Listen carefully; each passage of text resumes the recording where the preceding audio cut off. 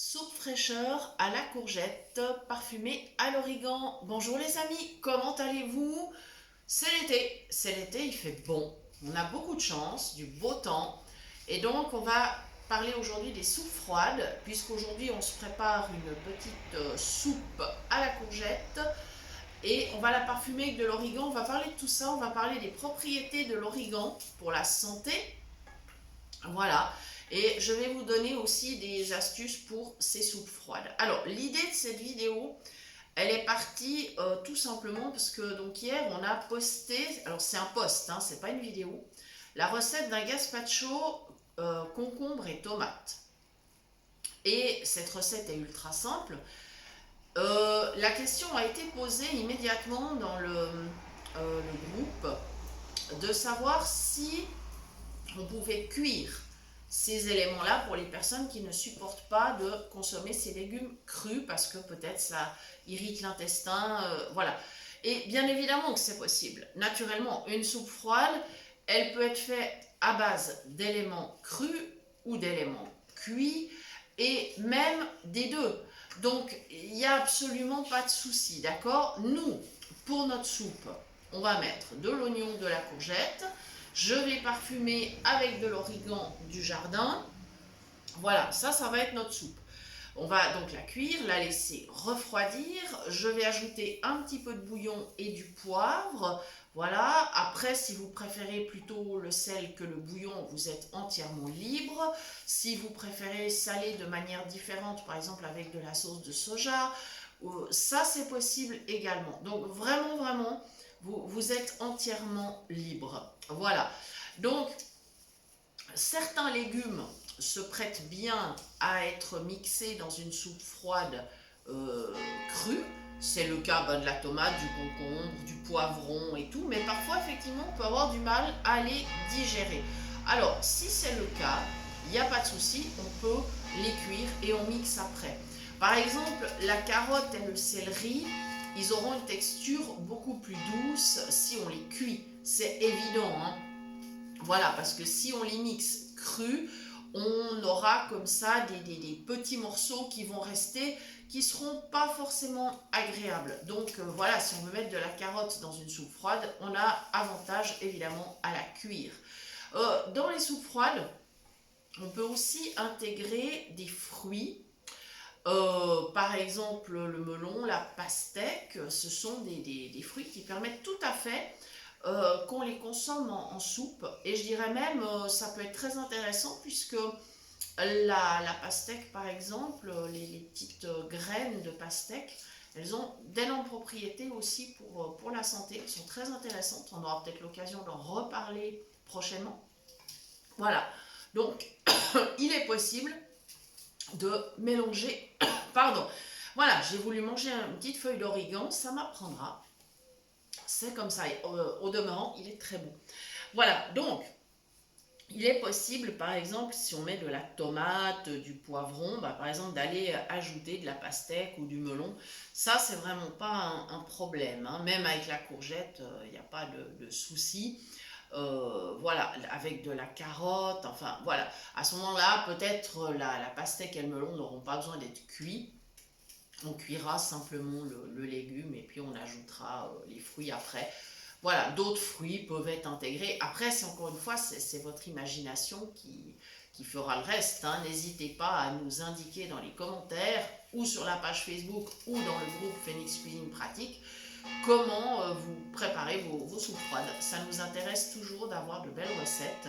Hier, il y a une abonnée qui nous a mis qu'elle ajoutait de l'avocat dans son gazpacho. Bah oui, ça donne une texture très douce, très crémeuse et donc il n'y a aucun problème à le faire. Voilà, on va parler de l'origan maintenant qu'on ajoutera nous dans notre soupe parce que c'est une petite herbe aromatique extrêmement intéressante. Alors qu'il y a beaucoup de goût déjà, ça c'est sûr. Elle parfume très agréablement les plats. On peut en mettre un petit peu, par exemple, dans une sauce à salade, hein, quelques petites feuilles comme ça parfume. Et dans la soupe, Ça donnera un goût très intéressant également. On peut la mettre avant la cuisson ou après. Ça, c'est vraiment, encore une fois, comme on veut. Les propriétés de l'origan, alors c'est d'abord une plante qui va aider bien sûr à digérer. C'est une plante qui a des qualités anti-infectieuses, antibactériennes et anti-inflammatoires. Donc à ce niveau-là, elle a un intérêt justement, si on en met régulièrement dans les plats, elle a un intérêt très certain.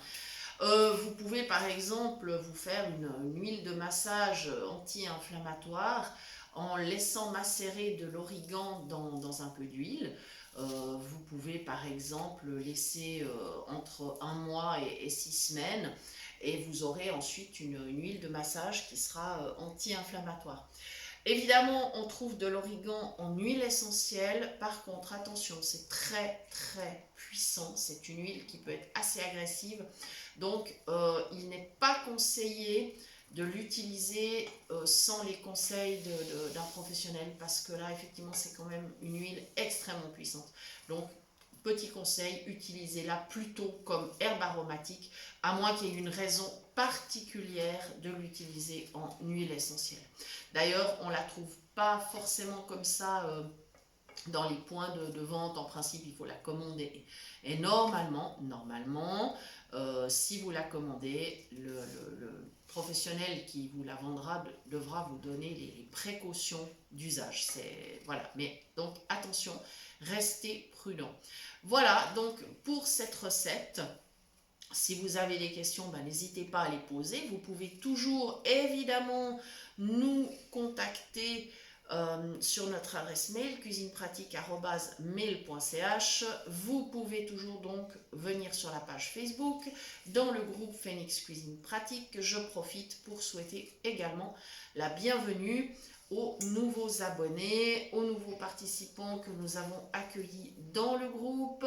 On a toujours des échanges extrêmement sympathiques. Donc voilà, c'est absolument super. Merci à tous. Merci pour tous vos partages. Les partages nous aident beaucoup, voilà, à être encore plus utiles. Donc merci infiniment. Merci beaucoup. Voilà, donc n'hésitez pas à nous donner vos versions de soupe froide.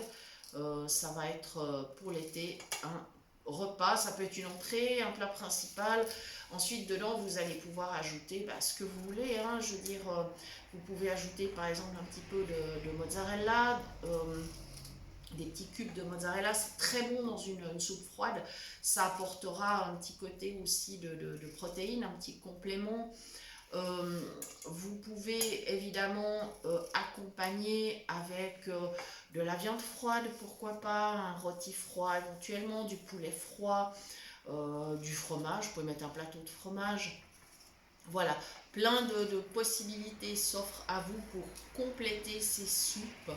Voilà, et ce qui est toujours intéressant avec la soupe, qu'elle soit chaude ou froide, c'est qu'on récupère évidemment les vitamines et les minéraux dans l'eau de cuisson.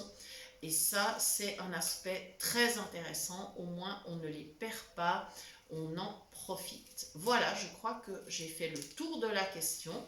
Et en tout cas, je vous remercie beaucoup de nous avoir suivis. Je vous dis à très bientôt pour de nouvelles idées cuisine. Merci!